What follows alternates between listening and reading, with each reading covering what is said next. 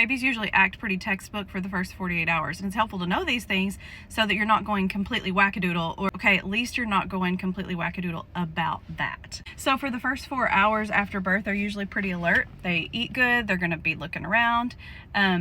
They did have a hard day, but right now they got some adrenaline on board. So this is when to establish your breastfeeding and do the golden hour, things like that. The next 8 hours, so hours 4 through 12, they're going to be super, super sleepy. So it's hard to get them to eat during that time. Don't trick yourself into thinking that they don't like your milk, or they're not getting anything, or they're not starving, anything like that. That will make you go crazy. It's normal for a baby to sleep more than they eat for that next 8-hour period. And you will have to keep them skin to skin, keep waking them up during the feeding. Those are normal newborn behavior.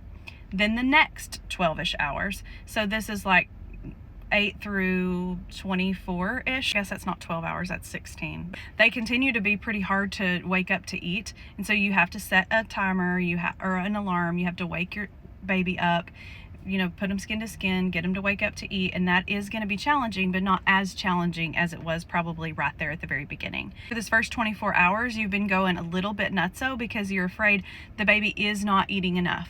The baby won't wake up. The baby would prefer to have a bottle. I don't have any milk. You're going to be afraid that the baby's starving, okay? But then this weird thing happens. The next 24 hours, that second day, they start cluster feeding, which means that they will eat wonderfully, and then you'll think that they're done, and then you sneak very slowly, try to lay them down, and they're fine for 2 seconds, and then they act like they're hungry again. And so then you put them back on, you go through the whole process, they eat for 5 minutes, and they do that to you again.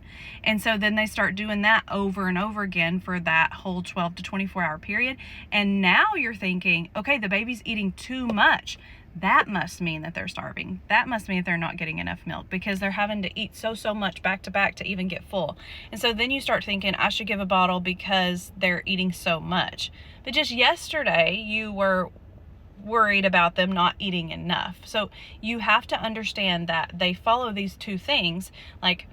At first, they're learning the technique. The colostrum is really keeping their blood sugar up. They're recovering from their birth. And then that second day, they're working to bring your milk in. And so they start to cluster feed in order to give your body the signal hey, we need to be paying attention. The baby is eating a lot. And so we need to be making milk. We need to be releasing what we're supposed to be doing. Then that's when you'll start to see that initial engorgement, you feel like milk is not there. This is at about 48 to 52 hours after your birth, that the milk is there, but not a whole lot is coming out. So this is a lot of swelling. Then milk supply goes up for about the next 3 days, and then starts to level out to only what the baby uses. And so there are some special